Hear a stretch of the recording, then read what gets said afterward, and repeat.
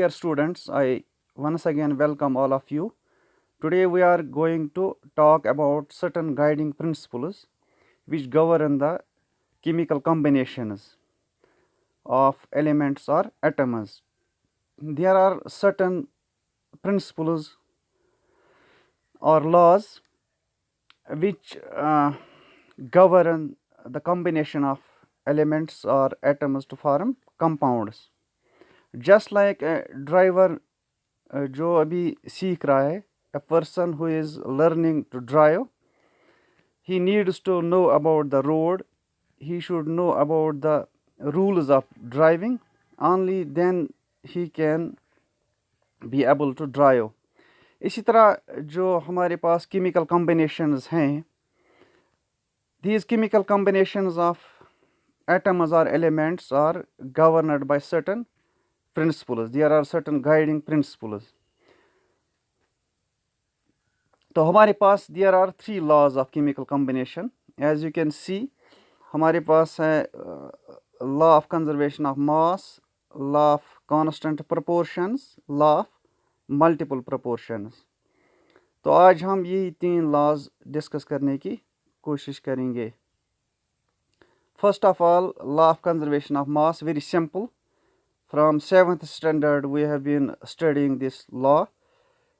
Antonio Lavoisier जो एक French scientist है, उन्होंने ये law of conservation of mass दिया है. Very simple. The law of conservation of mass states mass can neither be created nor destroyed in a chemical reaction. इसका मतलब है जब भी एक केमिकल रिएक्शन होती है उसमें जो मास है वो कंजर्व रहता है. न मास हम डिस्ट्रॉय कर सकते हैं, न मास को हम क्रिएट कर सकते हैं. तो केमिकल रिएक्शन में क्या होता है? ड्यूरिंग ए केमिकल रिएक्शन क्या होता है? एटम्स ना हम फना कर सकते हैं, ना हम एटम्स को ना हम नए एटम्स पैदा कर सकते हैं. यानी जो नंबर ऑफ एटम्स हैं वो कांस्टेंट रहता है थ्रू आउट द रिएक्शन. चूँकि जो नंबर ऑफ एटम्स है वो चेंज नहीं होता है, इसलिए हम कहते हैं कि जो मास है वो कांस्टेंट रहता है. तो क्या होता है law of conservation of mass में? जो एटम्स है दे आर नेवर लॉस्ट और gained in chemical reaction, they are just rearranged. हम अभी आगे एग्जाम्पल से समझने की कोशिश करेंगे. इसी तरह जो टोटल मास ऑफ रिएक्टेंट्स होता है, रिएक्टेंट्स जो राइट हैंड साइड में होते हैं, रिएक्टिंग स्पीशीज भी हम उन्हें कहते हैं, उनका जो मास है that is equal to the total mass of products. जो स्टार्टिंग मटेरियल्स हैं उनको हम रिएक्टेंट्स कहते हैं. जो मटेरियल्स हम गेन करते हैं या जो हम हासिल करते हैं on the right hand side of the chemical equation, उन्हें हम प्रोडक्ट्स कहते हैं.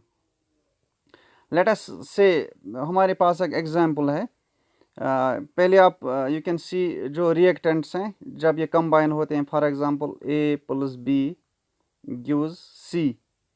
तो जो प्रोडक्ट है ये C है. A + B का अगर हम मास वैल्यू निकालेंगे that will be equal to C. हमारे पास एक एग्जांपल है कैल्शियम ऑक्साइड. अगर हम डिज़ोल्व करेंगे वाटर में तो हम हासिल करते हैं कैल्शियम हाइड्रोक्साइड.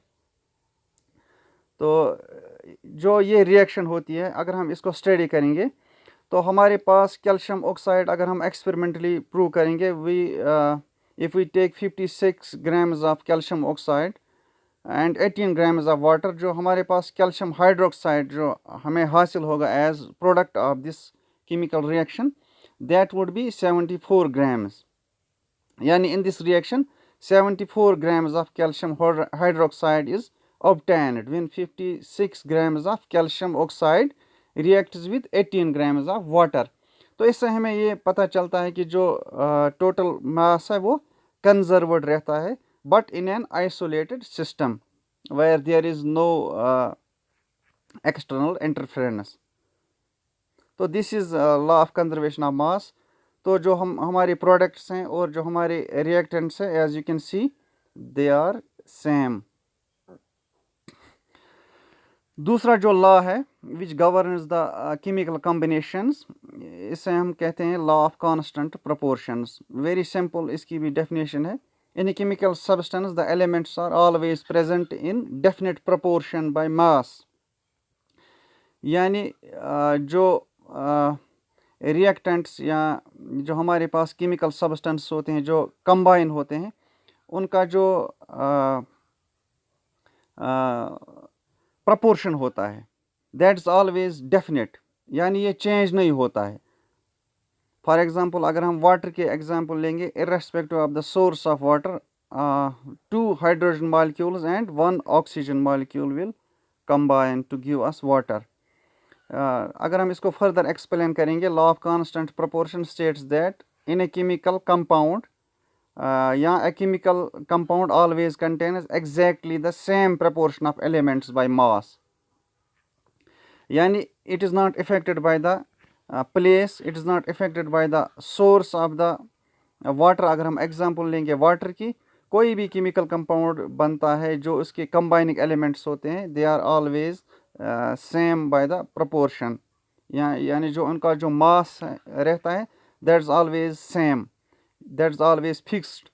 इसे हम लॉ ऑफ डेफिनेट प्रोपोर्शंस भी कहते हैं, या प्रोस्ट्स लॉ भी इसे हम कहते हैं। फॉर एग्जांपल हमारे पास वाटर के एग्जांपल है, इसमें जो रेशियो है वाटर में हाइड्रोजन और ऑक्सीजन का, that is the ratio of message of hydrogen और ऑक्सीजन क्या है, that is always 1:8 irrespective of the source of water, यानी it's not affected.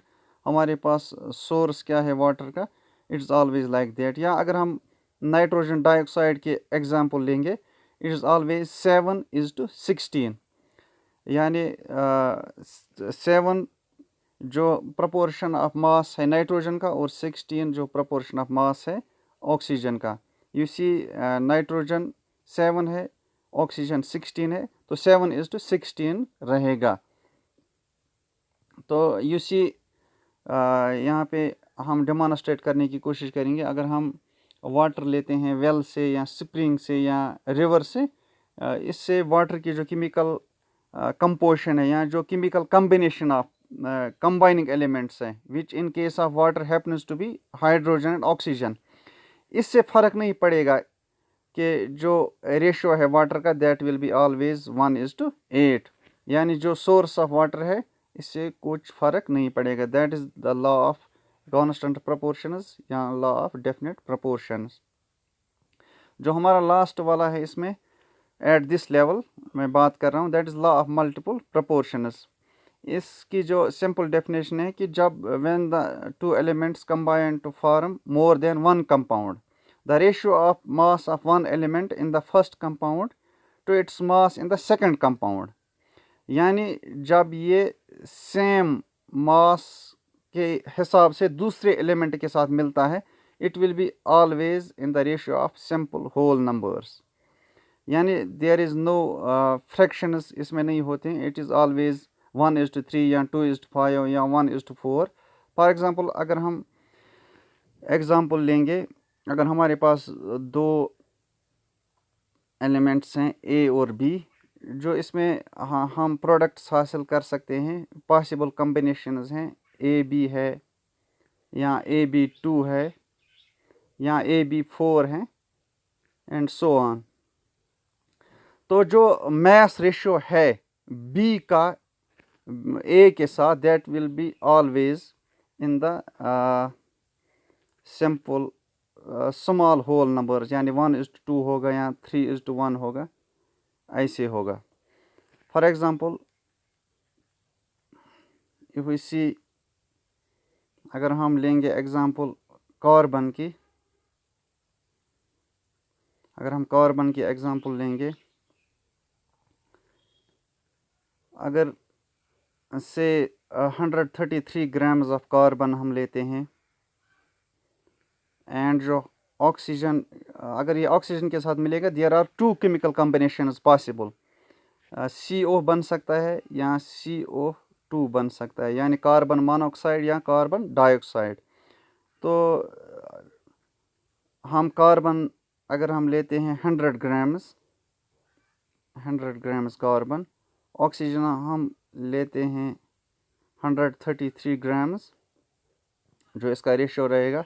And in case of CO2 तो it would be obviously 266 grams.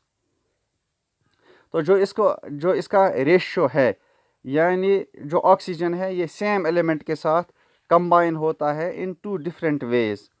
In case of carbon monoxide एक oxygen मिलता है 133 grams, carbon 100 grams है। In case of carbon dioxide we have 2 oxygens combining with the same carbon element, यानी 266 grams होगा in case of carbon dioxide, और carbon होगा 100 grams.